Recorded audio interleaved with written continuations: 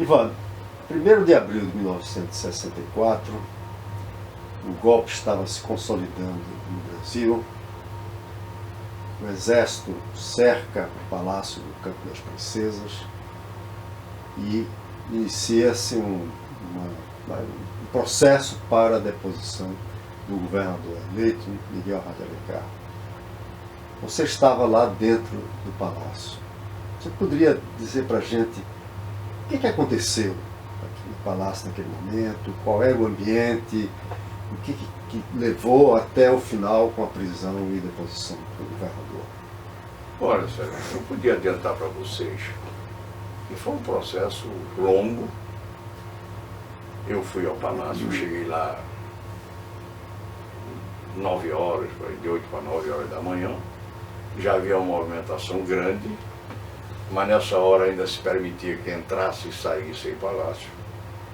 Tinha muita gente lá dentro. E à medida que o tempo foi passando, os fatos começaram a se desenvolver. O exército começa a cercar o palácio. Montaninhos de metralhadora voltados para o prédio do Palácio do Campo das Princesas. Que é uma coisa muito ruim a gente avistar arma com a boca voltada para a gente. E aí, o primeiro episódio significativo, que eu preferia dizer para vocês, não fazendo um relato do dia, os incidentes que eu considero mais significativos daquele dia.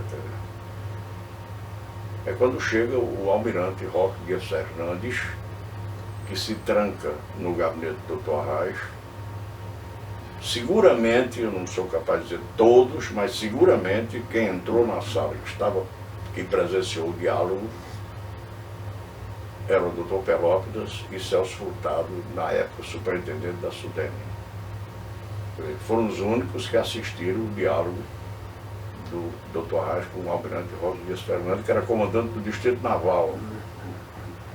Ele trazia, e depois nós fomos informados, que ele trazia uma mensagem de que se o Dr. Arraes concordasse, fizesse um manifesto de apoio ao movimento, eles permitiriam que o Dr. Arraes continuasse no governo do Estado. Quer dizer, o governador apoiaria o golpe militar, apoiaria num manifesto, quer dizer, seria um pronunciamento formal de apoio ao golpe militar.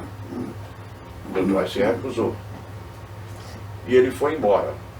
Só que nesse período, nesse ínterim, o exército foi quando consumou o cerco total ao palácio. E daí a pouco começou que eles deixavam sair as pessoas, mas não deixavam entrar. E logo depois nem entrava nem saía, Sérgio. Mas tinha muita gente lá, que inclusive eu tenho muito cuidado, muita preocupação em não tentar relatar as pessoas que estavam lá, para não cometer injustiça, porque tinha muita gente, teve muita gente que compareceu, estava lá e ficou conosco até o fim, até a consumação. Essa semana, conversando com os amigos, eu me lembrei e das pessoas que estavam no palácio. Eu só recordo hoje porque há 2 meses atrás morreu o nosso companheiro Garibaldi Otávio, que na época era oficial de gabinete do Dr. Arraes. Então, era um que eu lembrava que estava lá no dia 1º de abril. O outro está vivo em São Paulo, que eu sei que está vivo ainda, que é nosso amigo Falcão. Ele está vivo ainda e ele estava também lá. Aloysio Falcão. Aloysio Falcão. A Aloysio está vivo, morando em São Paulo ainda. Nunca mais vi, mas a Aloysio estava lá. Eu não lembro mais ninguém. Eu acho que hoje só resta eu e a Aloysio das pessoas que estavam lá. Aloysio era secretário. E então, as coisas evoluíram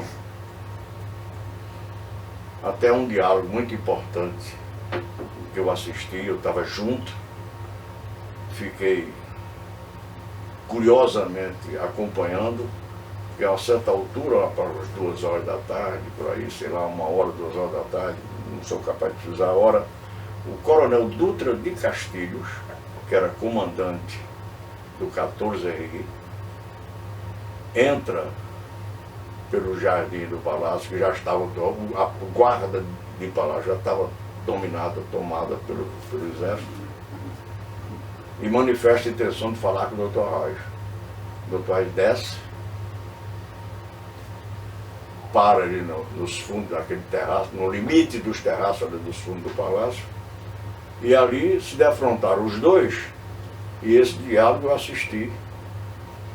E tenho muita preocupação de dizer que não sou capaz de repetir literalmente o diálogo, mas conferi os incidentes desse diálogo, do episódio, ainda eu e o Dr. Reis ao vivo, uma noite que a gente estava conversando, e a gente conferiu os detalhes desse diálogo. Me chamou a atenção que o coronel em nenhum instante deixou de tratar o Dr. Reis por excelência. E o coronel demonstrou também que estava visivelmente emocionado, estava tomado por tanta emoção que o lábio dele inferior tremia. Isso aí, nós chegamos até na conversa com o Dr. Reis, informado esse detalhe que a gente percebeu. E o detalhe era o que o coronel, dizendo que estava comunicando ao governador, que ele estava deposto. O doutor responde a ele com muita serenidade que ele devia estar enganado. Ele estava querendo dizer que o doutor estava preso. Ele disse, não, em absoluto, nós garantimos, senhor, isso não precisa da sua garantia. Agora, o senhor não tem autoridade para me depor. Eu sou o governador de Pernambuco e vou cumprir meu mandato até o último dia dele, esteja onde estiver. Acho, já disse a vocês isso particularmente, que isso explica porque o doutor Reis, quando foi candidato para exercer o segundo mandato, que era a campanha bonita de 86, então, o doutor Reis dizia, fazia questão de frisar que não era retomada do mandato, porque o mandato dele ele tinha cumprido até o último dia no exílio. Isso foi uma coisa, um episódio, eu acho que é o episódio mais marcante daquele dia, que definiu uma posição, não só a recusa do acordo que foi proposto pelo almirante, como também o diálogo do Dr. Reis manteve com o coronel Dutra de Castilho. E aí, quando ele disse isso, pediu licença, deu meia volta e tornou a subir para o gabinete. O coronel voltou.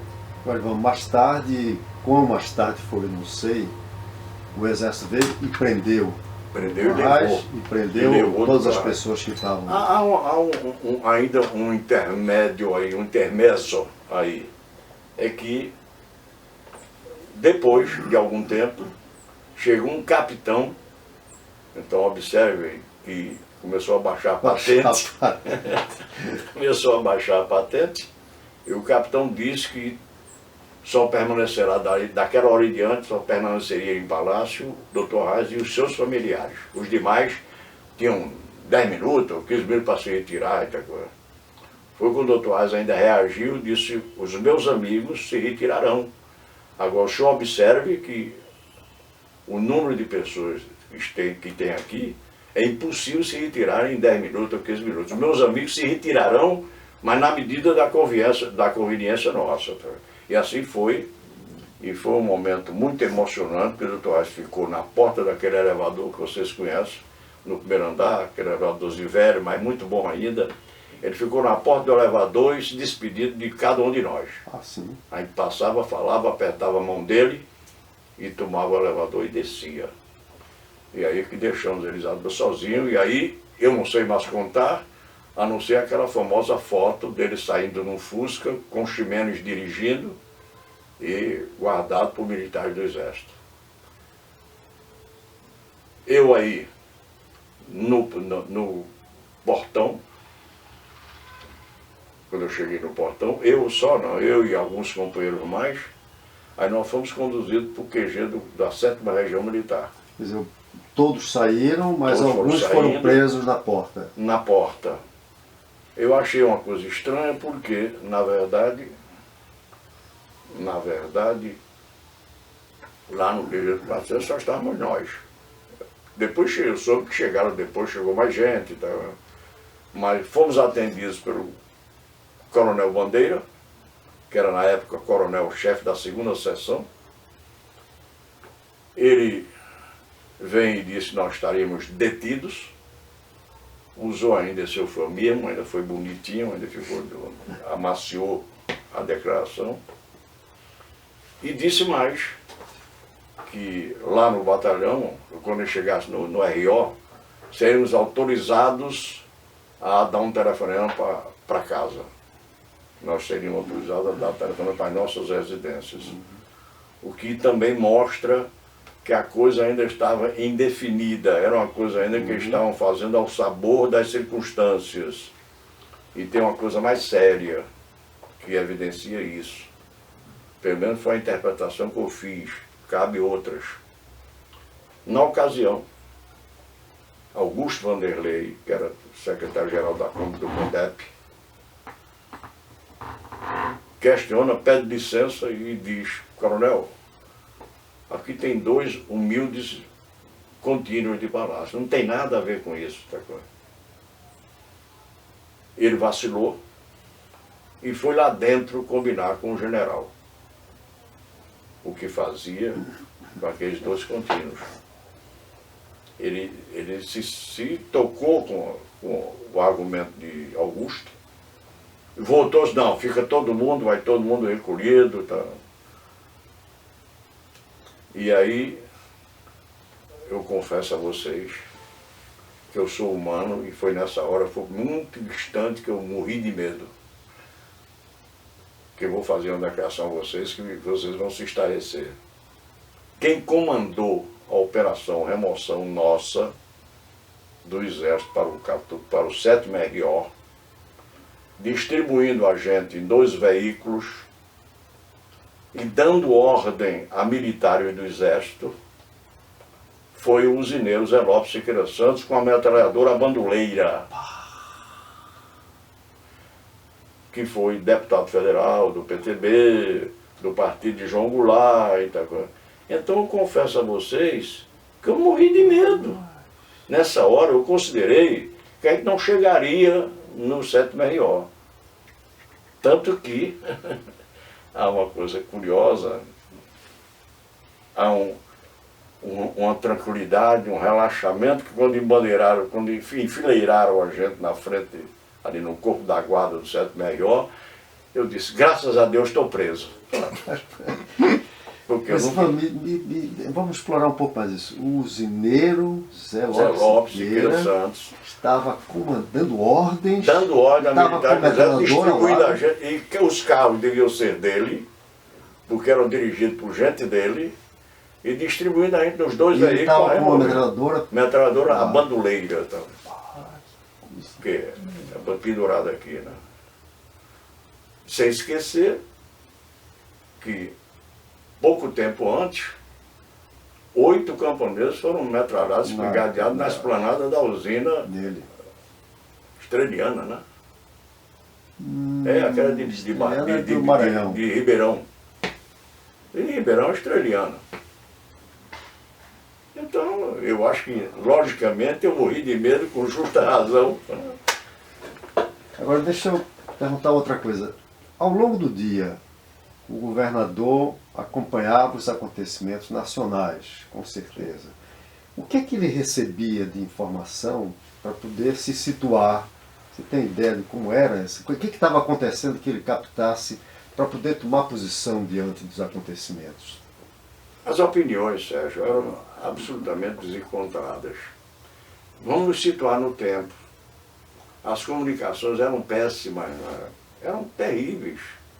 Os telefones funcionavam muito mal. Não tinha hoje essa maravilha dos satélites que garante a gente pronta comunicação. Era complicadíssimo. Então as notícias que chegavam eram totalmente desencontradas. Não tinha uma coisa segura, certa, que a gente pudesse afiançar como verdadeira. Eram sempre informações desencontradas. Tá? O próprio pessoal da imprensa lá, da imprensa estava lá, e tá? Procurava alguma coisa, alguma notícia. Tá? E aí eu chamo a atenção do que eu estava falando nesse instante. A indefinição da estratégia do golpe militar. Aquilo, eu me divirto hoje quando vejo eles contarem a maquinação, a conspiração, as providências, o que eu fazer. Esse vacilo do coronel lá na hora, diante da objeção que Augusto apresentou, É uma demonstração que eles não sabiam ainda direito o que fazer, como é que iam fazer.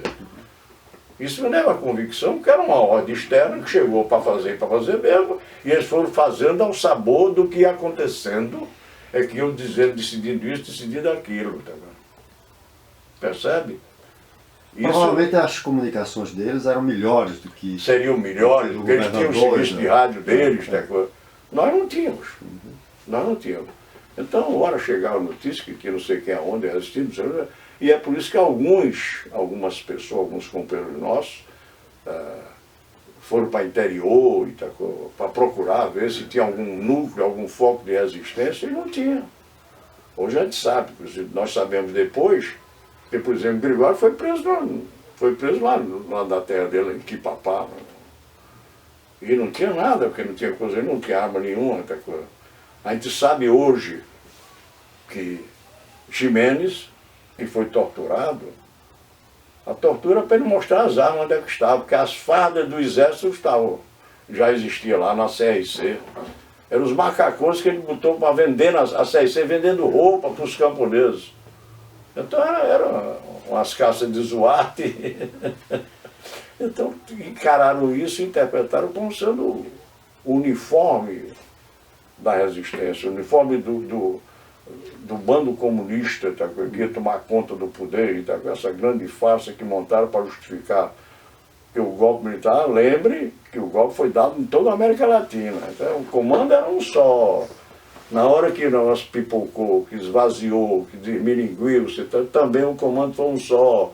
Arruma outro jeitinho, esse não dá mais, então procura outro jeito. Tá? Agora, o governador não conseguiu falar com o presidente da República, João Goulart, nem com o Brizola? Eu saiba não, já vi um isolamento muito grande. Né? Outra coisa, em algum momento, antes do cerco principal, no momento do cerco principal, houve da parte do governador e sua assessoria uma discussão sobre resistência armada ao golpe militar? Não, isso nunca houve. A única coisa parecida que a gente pode imaginar, que discussão em torno disso, qualquer, vamos dizer, qualquer arquitetura em torno da possibilidade de uma resistência, qualquer combinação da coisa, nunca foi feita, eu não assisti nada disso lá. Me lembro que nosso companheiro e amigo, que era chefe da Casa Militar, o coronel Romeu Sobreira, chegou e dizendo: governador, é para resistir, nós vamos. O governador disse: não, cada um nem pense nisso. Isso aí não existe como, não há a menor condição, não há a menor possibilidade. E a gente sabe disso, que inclusive lá no comando da Polícia Militar isso não foi possível. Imagine lá na Casa Militar, a gente aquele com uma dúzia de militares, quer dizer, isso seria uma quixotada, tá? Sem o menor sentido. O doutor Reis, previdentemente, não admitiu que houvesse qualquer discussão em torno disso aí. Ivan, quase 50 anos depois, na sua avaliação, olhando para aquele momento, se tivesse havido alguma resistência em outros estados, o Brizola parece que tentava alguma coisa, se o presidente tivesse resistido também, teria havido também aqui uma resistência e, eventualmente, que desdobramentos poderiam ter se o golpe não fosse uma coisa tão simples? Eu pensei muito nisso, Sérgio. Depois, e aí, com a cabeça fria, a gente pensando, escutando e lendo os relatos do que aconteceu e tal coisa. Eu acho que uma resistência, uma luta armada, eu acho que não teria possibilidade. Mas eu acho que uma articulação, se tem havido uma articulação com mobilização de alguns instrumentos, de algumas unidades, de algumas lideranças influentes, eu acho que poderia ter brecado isso, mas inclusive sem luta armada. O negócio é que aí eu volto à tese que eu defendo, que a coisa foi improvisada. Então essa improvisação não teria existido. não teria se montado, não teria chegado a bom termo. O que se comenta é que o próprio Justino Alves, comandante do Quarto Exército, naquele momento, teria vacilado, né? Não aderiu de imediato, né? Ele ficou em cima do muro, parece, é isso mesmo? Eu acho que isso nunca ficou comprovado. Houve vacilos dele, houve, mas também há quem interprete de que foi propositado. Todos dizem hoje, reconhecem, que ele era uma pessoa de pouca afirmação. Então é isso que leva a imaginar que ele vacilou em algumas ocasiões, eu acho que sentindo uma fragilidade da posição, e tentou ainda, mas eu acho que é mais por conta disso. É uma questão do temperamento, da natureza, da formação dele. É o que se imagina. Não que ele realmente tentasse uma outra alternativa, não. Eu acho que foi fragilidade, fraqueza dele. Só isso. Porque, inclusive, você observa que depois a Revolução se instalou e ele foi praticamente marginalizado no processo. Ninguém ouviu falar mais nele, né? Acabou. Você assistiu, nós assistimos depois, Bandeira, que era coronel, ascendeu ao generalato e terminou no comando geral das Forças Armadas, que na prática é quem detinha o poder. Era quem comandava esse país. Era aquele comando geral. Deixa eu voltar ao Palácio. Na tarde daquele 1º de abril, um grupo de estudantes, sindicalistas, principalmente os bancários, saíram em passeata e, quando chegaram na Dantas Barreto, se dirigiam para o Palácio do Governo, se manifestando contra o golpe, a favor do governador Miguel Arraes, e pensava mesmo ajudar a impedir o golpe. E foram reprimidos violentamente. Naquela tarde do dia 1º, na Dantas Barreto, 2 estudantes foram mortos, outras pessoas ficaram feridas. No Palácio, se teve notícia disso, como é que essa informação chegou até vocês lá? Dentro dessa dificuldade de informações, isso aí também, essas notícias chegaram de forma muito imprecisa, tá? Morreu gente, tirotearam e tal coisa, mas nenhum detalhe de segurança que a gente pudesse realmente ter como verdadeiro. Porque os telefones do Palácio, a certa altura, não funcionaram mais também. Cortados, não. Né? Cortaram. Então a coisa foi... Então imagine você, nós estávamos no Palácio, telefones cortados, não entrava nem saía ninguém. Então, a pouca coisa que o zum chegava, teve uma passeata, tal coisa. Ou aí chegava, não, no interior tem uma resistência, campanha. Isso era de palpite, né? A pessoa dava um palpite, imaginava e saía reproduzindo como se fosse uma verdade. Porque, na verdade, no fundo, nós não tínhamos informação. Mas vocês ouviram pelo menos o tiroteio? Viu um som de coisa pipocando lá, mais distante. Depois a gente descobre que foi ali na Dantas Barreto, já naquele trecho, se aproximando da Siqueira Campos ali, né? Isso, por ali. Depois, próximo a Siqueira Campos. Depois ali é que a gente tomou informação. Quer fazer uma fala final? Não, veja bem, eu queria dizer a vocês agora, até porque isso é um assunto que toda vez que a gente comenta, nós que vivemos, Sérgio, os episódios, tá vendo? É uma coisa que mora com a gente. Eu, sábado, dei um depoimento perante a Comissão da Verdade, entrei com mais detalhes no programa de São Paulo, onde meu irmão e minha cunhada foram torturados. E isso sempre buliu comigo, me emociona muito. Tanto que depois, alguns dos companheiros lá da comissão telefonaram para mim e diziam, você botou o povo para chorar, não. Eu acho que relembrei as coisas que são necessárias, que a gente nunca esqueça. E destaquei umas coisas do meu irmão caçula, que foi o mais sacrificado desse processo todo. Só fiz chorar meu sobrinho Zé Áureo, mas porque ele tem o chorador aberto. Então não fiz ninguém chorar, não. Só Zé Áureo, amor circunstante. Mas na verdade eu fiz uma questão absoluta de relembrar e destacar meu irmão, que até aproveito aqui para você que conheceu. Conhecia, Anderson. A vida dele praticamente foi destruída, não profissionalmente, que ele era um bom profissional, foi diretor, chegou a ser depois diretor da Sabesp, diretor da Eletropaulo, em São Paulo, outra coisa.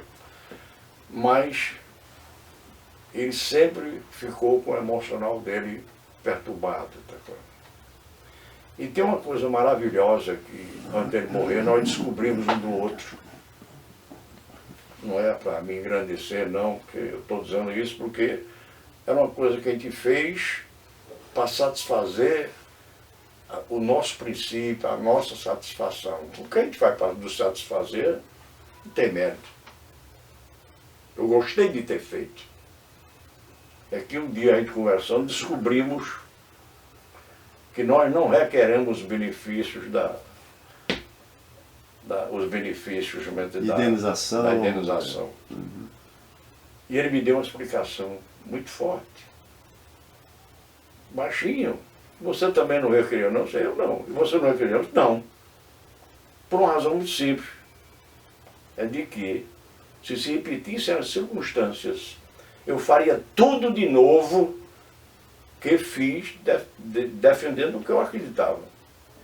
Então eu não quero ser, não tenho nada absoluto com os companheiros, nenhuma restrição, isso não é presente, nada, mas absolutamente com os companheiros que receberam legitimamente.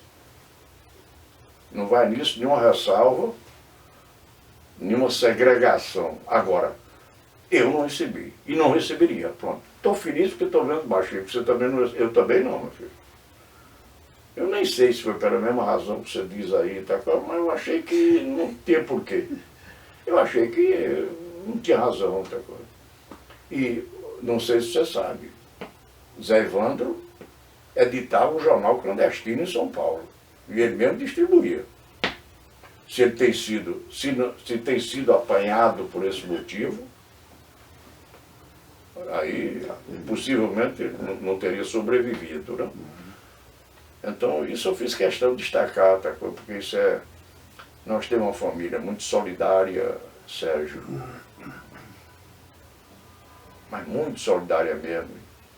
Tanto que foi por isso que eu joguei meu emprego, joguei tudo em risco, tá? Para correr e acudir do meu irmão e faria tudo de novo também, tá? Sem a menor preocupação.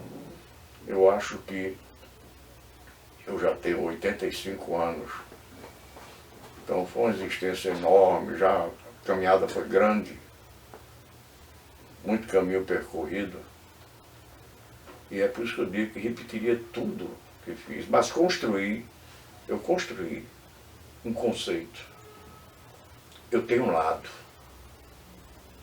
Sempre tive, me lembro muito, agora que isso foi muito citado agora na morte de Fernando Lira, que ele dizia isso, eu tenho um lado, eu tenho um princípio, eu tenho postura, outra coisa.